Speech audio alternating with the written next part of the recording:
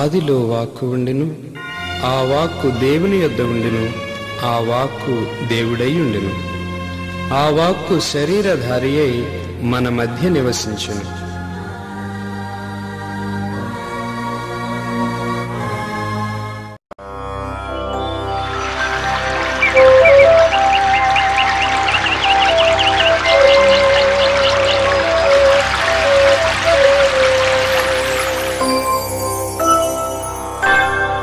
దైవ ఉనికిని చాటు నిబంధన మందసమా,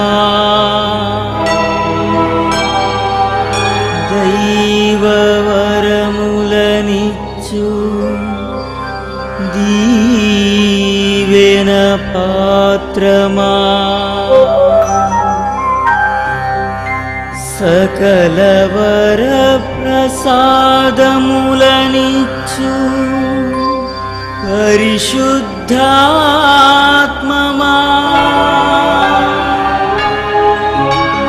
నీకే స్తుతి,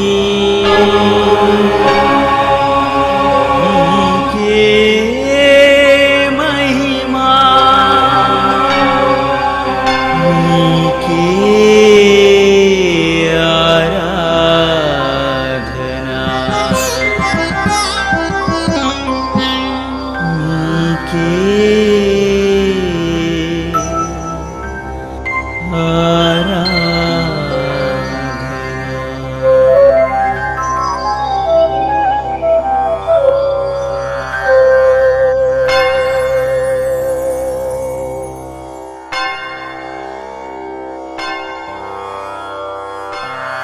నిబంధన మందసమును ఈ ఆధ్యాత్మిక కార్యక్రమాన్ని వీక్షిస్తున్న మీ అందరికీ శుభాభివందనాలు. త్రియేక దేవుని శుభాశిస్సులు.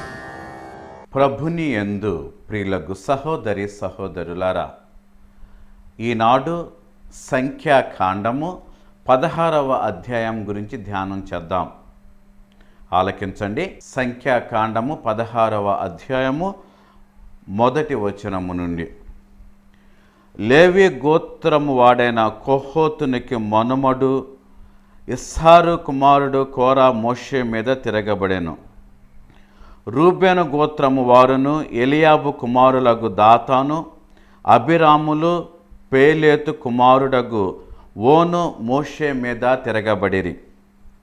వీరితో మరి 280 మంది ఇశ్రాయేలీలను చేరిరి. వీరందరూ పేరు మోసిన సమాజపు పెద్దలు.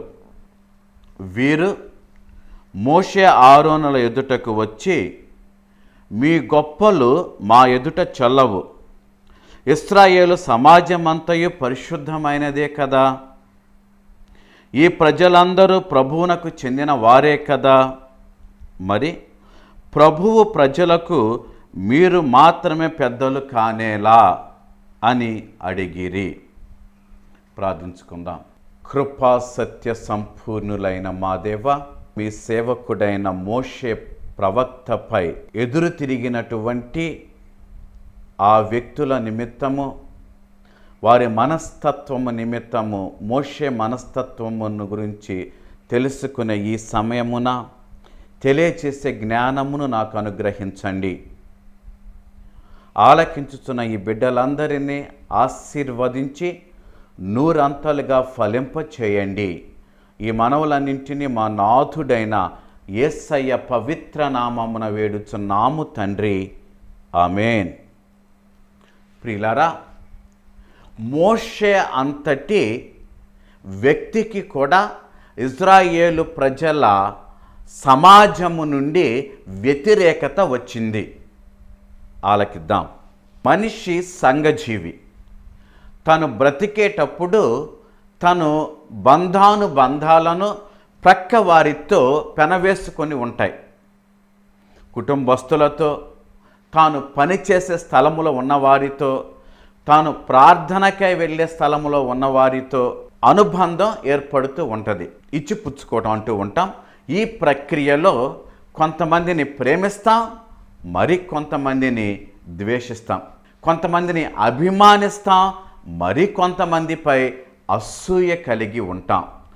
ఎందుకు అని ఒక్కసారి మనం ఆలోచిస్తే, మనము బ్రతుకుతున్న స్థితిగతుల ప్రభావము మన యొక్క మనస్సు మీద పనిచేసి ఈ మానసికమైనటువంటి విలువలను మనస్సులో ఏర్పాటు చేసుకోవటానికి దోహదం చేస్తుంది. మనము ఒక వ్యక్తిని ఇష్టపడుతున్నాము అంటే మనము ఆ వ్యక్తిలో మనకు నచ్చినటువంటి గుణగణాలు కానీ లేక మనకు నచ్చిన విధి విధానాలు కానీ ఆ వ్యక్తిలో ఉంటే అతన్ని ఇష్టపడుతూ ఉంటాం. మనకు నచ్చనటువంటివి ఏమైనా అతనిలో కనిపిస్తే, వారి జీవిత విధానంలో కనిపిస్తే వాళ్ళని కాస్త అయిష్టంగా చూస్తూ ఉంటాం. అదేవిధంగా మనము కొంతమందిని దగ్గరకు తీసుకుంటాం, మరి కొంతమందిని ద్వేషిస్తాం. కోరా, దాతాను, అభిరాములు ఈ ముగ్గురు కూడా మోషే ప్రవక్త మీద ఎదురు తిరిగారు.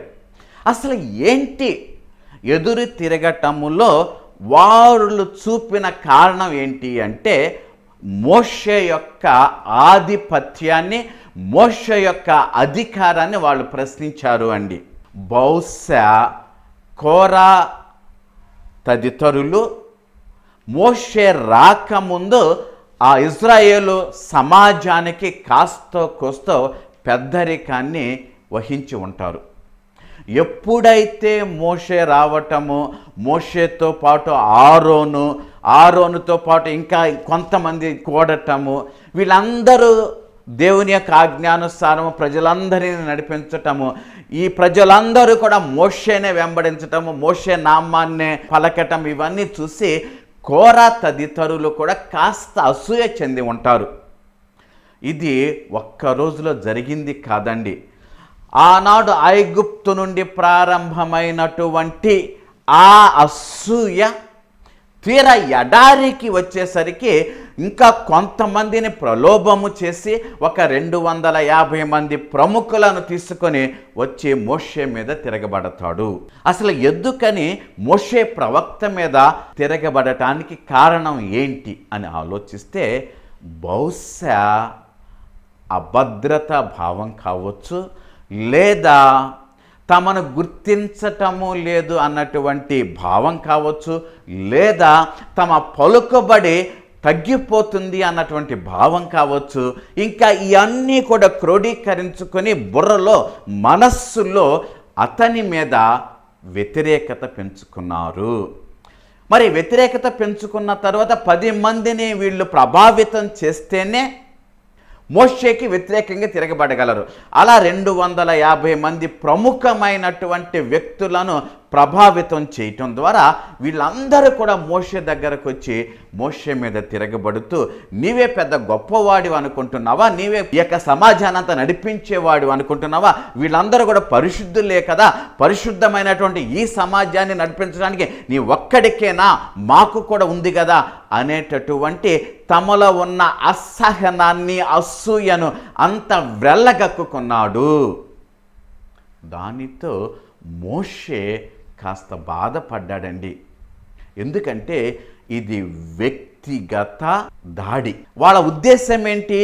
అతని మీద దాడి చేస్తే వ్యక్తిగతంగా అతను లొంగిపోతాడు. అంటే వీళ్ళకి బలగం ఉంది, 250 మంది అంటే మాటల బలగం ఉంది. మరి ఈ బలగానంతా తీసుకెళ్ళి అక్కడ ఆయన మీద దాడి చేసినప్పుడు లొంగిపోయి అధికారాన్ని వీళ్ళకి ఇవ్వటమా, లేకపోతే వీళ్ళని అధికారులుగా చేయటమా, ఏదో ఒకటి జరిగేది.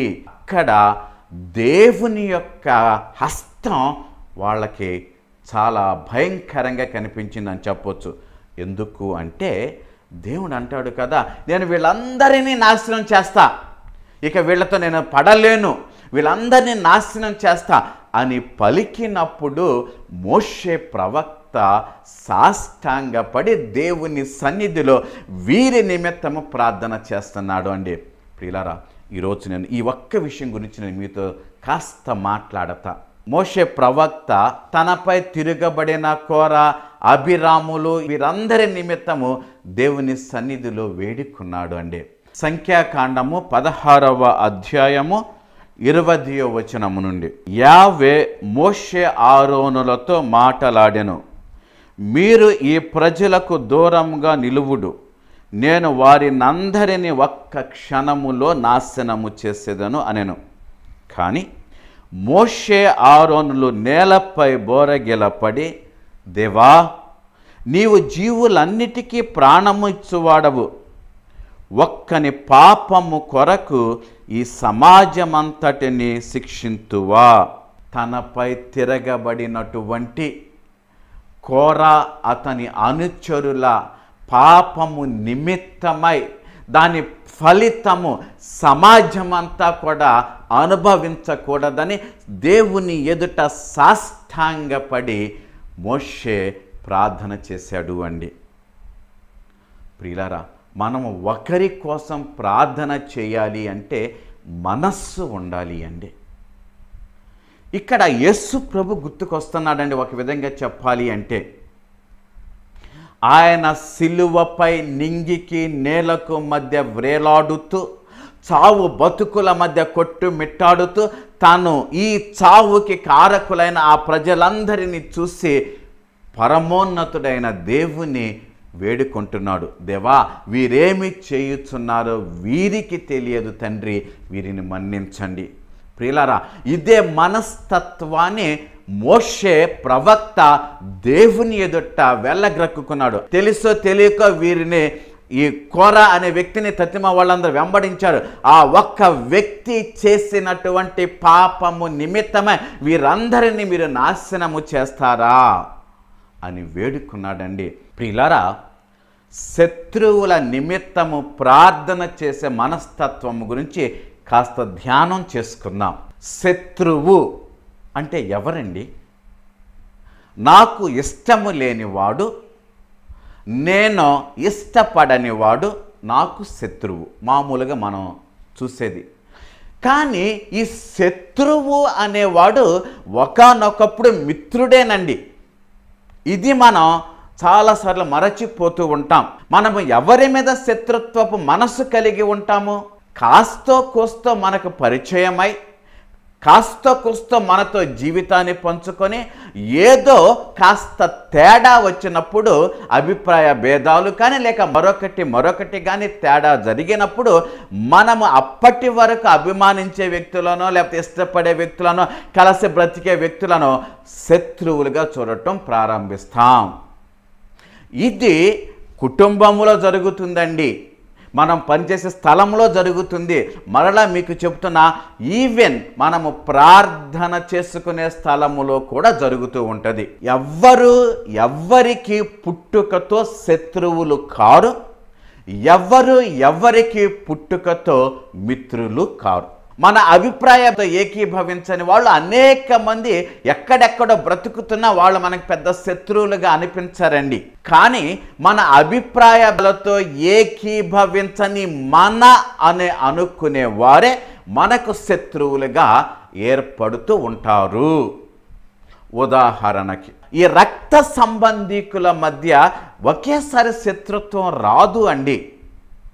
ఇచ్చి పుచ్చుకునే దగ్గర, కట్న కానుకల దగ్గర కాస్త అభిప్రాయ భేదం వచ్చి ఉంటుంది. లేదు, వచ్చిన వారిని సరిగా చూడనందుకో లేక మరొకటో చెప్పుడు మాటలు వినటం వలనో ఏదో విధంగా ఒక వ్యక్తి మీద మనకి శత్రుత్వం ఏర్పడుతూ ఉంటుంది.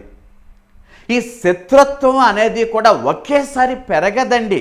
ఒక సంఘటనతో ప్రారంభమైనటువంటి ఆ శత్రుత్వం ఇంకా 2-3 సంఘటనలకు దోహదము చేయటం వలన అది పెరిగి పెద్దదైపోతూ ఉంటుంది.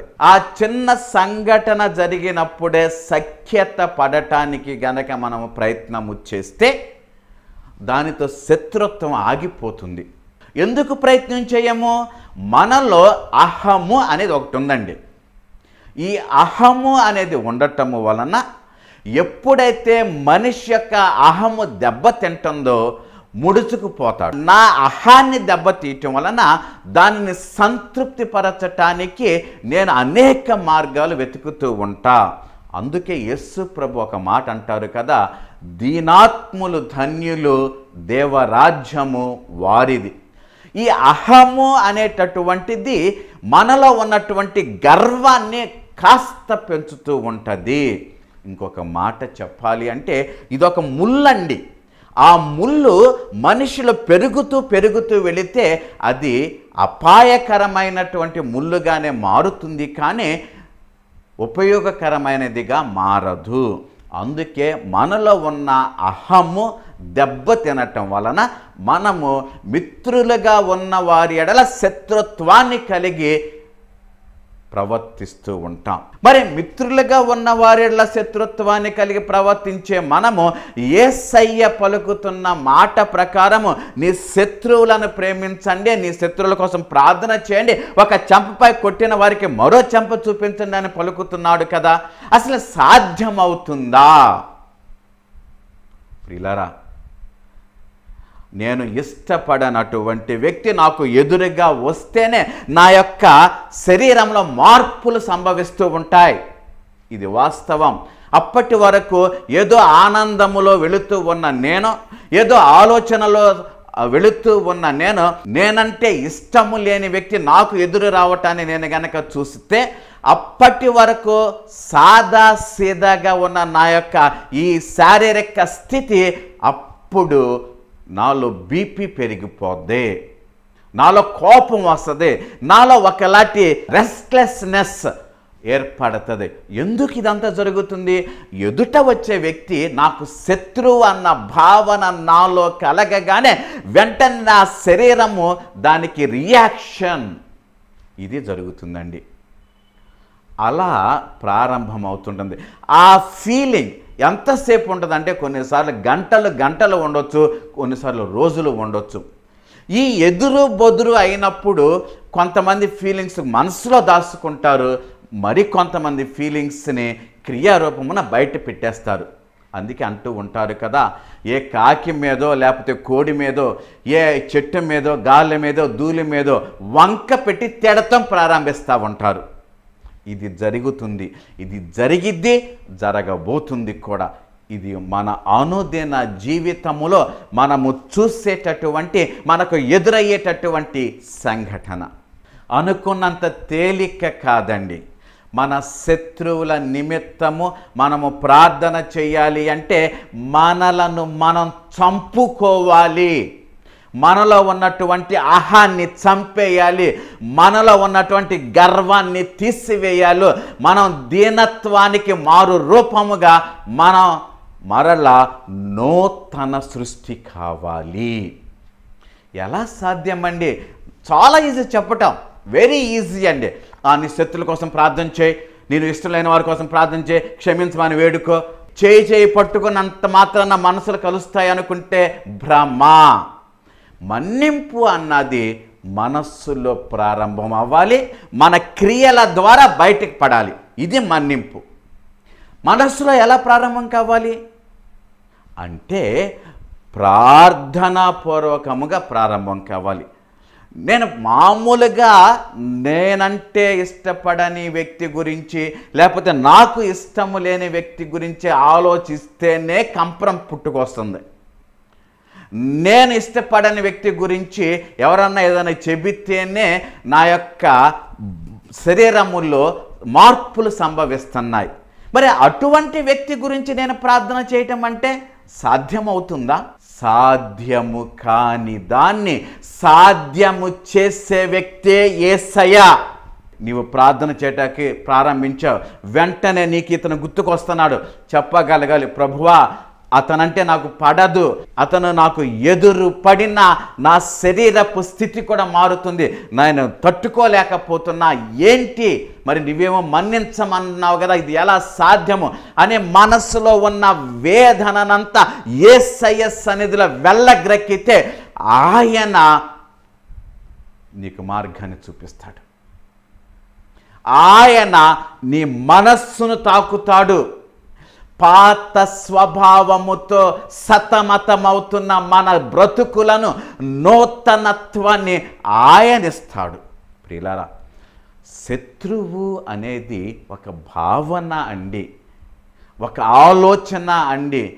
ఎవడో మనకి కీడు చేశాడు, ఎవడో మన బ్రతుకుని బుగ్గిపాలు చేశాడు, ఎవరో మన జీవితాన్ని నరకప్రాయంగా మార్చాడు, ఇవన్నీ మన మనస్సులో తీసుకున్నప్పుడు సహజంగానే మన్నించలేము. కానీ అవన్నిటినీ తీసుకొని వెళ్ళి ప్రభు సన్నిధిలో చెప్పుకున్నప్పుడు మన్నించే బలాన్ని ప్రభు ఇస్తాడండి. ఒక్క రోజులో సాధ్యం కాదు, టైం పట్టింది. కానీ ఎక్కడో ఒక స్థలములో ఏదో ఒక రోజున మనం ప్రారంభించాలి. అదే సద్భావన, మంచి ఆలోచన. ప్రతి క్రియ కూడా ఆలోచనతో ప్రారంభమవుతుంది. అదే విధముగా ప్రతి మంచి క్రియ కూడా ఆలోచనతోనే ప్రారంభమవుతుంది. ప్రతి చెడ్డ క్రియ కూడా ఆలోచనతోనే ప్రారంభమవుతుంది. మోషే ప్రవక్త కూడా ఆలోచించాడండి. వీడు నాకు వ్యతిరేకంగా చేస్తున్నాడు కాబట్టి దేవా వీడిని నాశనము చేసేయ్ చెప్పలేదండి. అయ్యా ఈ సమాజాన్ని అంతా నాశనం చేస్తావా, వీళ్ళు నీ వాళ్ళు కదా, నీ ప్రజలు కదా. ఈ భావన మోషే ప్రవక్తకి ఎలా వచ్చిందండి? ఎలా వచ్చింది అంటే వారందరిని చూచినప్పుడు నా వారు అన్న భావన కలిగింది. ఆఖరికి కోరాను చూసినప్పుడు కూడా ఇతడు నావాడే, కానీ ఇతడు తప్పు చేశాడు, ఇతని యొక్క తప్పుకి అందరినీ బలి చేస్తావా, వద్దు అంటూ దేవుని ఎదుట సాష్టాంగపడి ప్రార్థన చేసుకున్నాడండి. ఇది మనకు కావలసింది. ఇది చేసిన రోజున క్రియ కూడా మంచిగా వస్తుంది. ఇతరుల ఎడల ప్రార్థన చేసే మనస్తత్వం మనకు కావాలి. నీ సొంత రక్త సంబంధికులే ఏదో చిన్న ఆస్తి తగాదాల వల్ల నీకు శత్రుత్వం ఏర్పడింది. ఈ శత్రుత్వం వల్ల వాళ్ళు వినాశనం చెందాలి అని కోరుకుంటున్నావు. ఎంతవరకు వాళ్ళు వినాశనం చెందాలని నువ్వు కోరుకుంటావు? అదే భావన అటుప్రక్క వాళ్ళు కూడా నీ ఎడల కోరుకుంటే నీకు ఎంత బాధేస్తుంది. మరి నీవు ఇతరుల ఎడల ఈ భావన కలిగి ఆలోచన కలిగి ఉంటే వాళ్ళకి ఎంత బాధేస్తుంది. అందుకే థింక్ ఫ్రమ్ అదర్ సైడ్, వారి ప్రక్క నుండి ఆలోచించటం నేర్చుకుందాం. నేను చాలాసార్లు ఇదే చెప్తున్నాను అండి. ఎందుకు చిన్న చిన్న విషయాల ఎడల గొడవలు అవుతాయి, ఎందుకు చిన్న చిన్న విషయాల ఎడల పట్టింపులు వస్తాయి. చిన్న చిన్న పట్టింపులు పెద్ద పెద్ద పట్టింపులుగా ఏర్పడి పోడ్చలేనంత గొయ్యలుగా మన బ్రతుకుల్లో ఉన్నాయి. ఇది వాస్తవం అండి. నా అన్నవాళ్ళు ఒకప్పుడు ఇష్టపడ్డ వాళ్ళు ఈరోజు దూరం అవుతున్నారు. వాళ్ళ వినాశనాన్ని నేను కోరుకున్నాను అనుకోండి, ఎంత దౌర్భాగ్యపు స్థితి అండి. అందుకే బైబిల్ గ్రంథంలో ఒక మాట ఉంది, సహోదరులు కలిసి బ్రతికిన ఎంత సంతోషము అని. కలిసి బ్రతకటం అంటే ఒకే మనస్తత్వం కలిగి బ్రతకటం కాదండి. భిన్న మనస్తత్వాలతో ఏకంగా బ్రతకటం, ఏకత్వంలో భిన్నత్వంగా బ్రతకటం, ఇదే కలిసి బ్రతకటం అంటే. గౌరవించటం నేర్చుకుందాం. ఇతరుల అభిరుచులను గౌరవించటం నేర్చుకుందాం. ఇతరుల యొక్క ఆలోచనలు గౌరవించటం నేర్చుకుందాం. ఇతరులలో ఉన్న మంచితనాన్ని గుర్తించటం నేర్చుకుందాం. ఇతరులను అభినందించటం నేర్చుకుందాం. ఎప్పుడైతే ఈ విధమైనటువంటి ఆలోచన విధానాన్ని గనక మనం అలవాటు చేసుకుంటే మై ఫ్రెండ్స్ నమ్మండి, మనకు శత్రుత్వం ఉండదు, శత్రువులు ఉండరు. శత్రువులు ఉన్నా శత్రుత్వం ఉన్నా శత్రువులలో కూడా మంచితనాన్ని కనుక మనము చూడగలిగిన దినాన మనము దేవుని సన్నిధిలో పరిశుద్ధులుగా ఎదిగే అవకాశం కలిగి ఉంటాము. అందుకే మనము అజాత శత్రువులం అవుతాము, శత్రువులు లేని వ్యక్తులుగా మారతాము. ప్రియులారా, అది మనం చేయటానికి ప్రయత్నం చేద్దాం. ఎప్పుడైనా ఎక్కడైనా దురదృష్టవశాత్తు మనకి ఎవరితోనైనా శత్రుత్వం ఏర్పడితే, ప్రభువా నాకు పలానా వ్యక్తితో శత్రుత్వం ఏర్పడింది, కానీ ఇంతకుముందు ఇతనితో నేను మిత్రత్వం కలిగి జీవించాను, ఇప్పుడు మా మధ్య శత్రుత్వం ఏర్పడింది, దేవా మా శత్రుత్వాన్ని తీసివేసి మరలా మేము మిత్రత్వముగా బ్రతికే భాగ్యాన్ని కలుగచేయి తండ్రి అంటూ ప్రార్థన చేసుకోవటానికి మనం ప్రయత్నం చేద్దాం ప్రియులారా. ఎందుకంటే మనిషి సంఘ జీవి అని మనం చెప్పుకున్నాము. ఈ సంఘంలో జీవించే మనము, నలుగురితో కలిసి బ్రతుకుతున్న మనము చేయి పట్టుకొని చెట్టా పట్టాలు వేసుకుని బ్రతికితే ఎంత హాయిగా ఉంటుందో ఒకసారి ఆలోచించండి. అలా కాకుండా బ్రతికే 4 సంవత్సరాలు కూడా ఎడముఖం పెడముఖంగా బ్రతికితే ఎంత బాధ, ఎంత బరువు మోస్తున్నామో ఒక్కసారి మీరు ఆలోచించండి. ఆ బరువు దించే వ్యక్తి, ఆ బాధను తీసే వ్యక్తి యేసయ్య. ఎందుకంటే ఆయన మన్నించాడండి తన శత్రువులను, మనస్ఫూర్తిగా మన్నించాడు. ఏదో మాటలతో కాదు, ఓకే ఐఎమ్ సారీ అని చెప్పటం కాదు, ప్రార్థన చేశాడు. ప్రభువా వీళ్ళు ఏం చేస్తున్నారో వీరికి తెలియదండి, అమాయకులు, అజ్ఞానులు, కాబట్టి వీళ్ళని కరుణించండి అంటూ వేడుకున్నాడు. ఇదండి. అందుకే ఈ సమయాన ఆలోచించండి.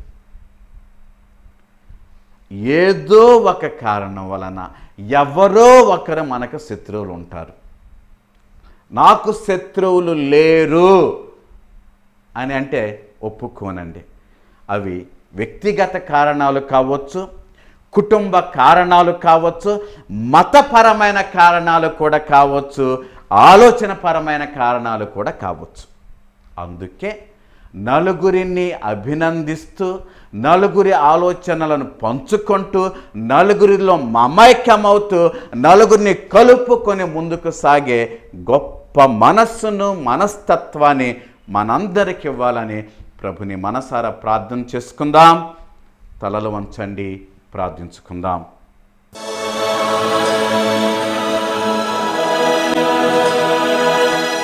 కృపా సత్య సంపూర్ణులైన మా దేవ, అసూయ ద్వేషాలతో కోర తన అనుచరులతో మోషే ప్రవక్తపై దాడి చేసినప్పుడు ఆయన మీ సన్నిధిలో సాష్టాంగపడి ప్రార్థన చేసుకున్నాడు.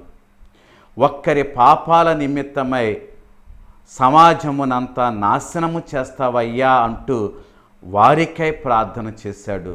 దేవా, అనేక మారులు మా జీవితాలను కష్టాలు పాలు చేస్తూ మమ్మలను తప్పుగా అర్థం చేసుకొని మాపై లేనిపోని అబండాలు మోపి మమ్మలను శత్రువులుగా చూస్తున్న ప్రతి ఒక్కరిని మీ సన్నిధికి తీసుకొస్తున్నాం.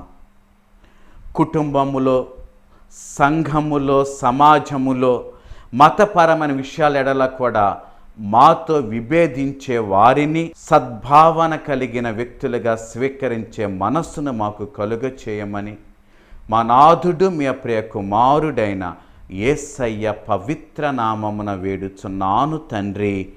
ఆమేన్. సర్వశక్తుడు దయామయుడైన పిత, పుత్ర, పవిత్రాత్మ సర్వదా మిమ్ము దీవించి మీకు తోడై ఉందురుగాక. ఆమేన్. Thank you. God bless you.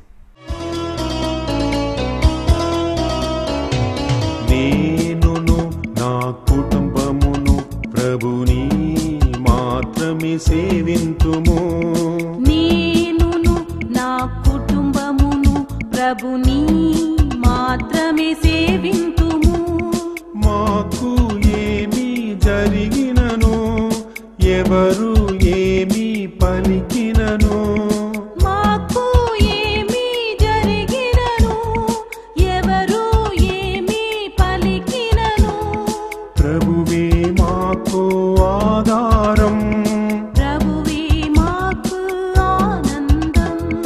Hallelujah, hallelujah, hallelujah, hallelujah, hallelujah, hallelujah, hallelujah, hallelujah.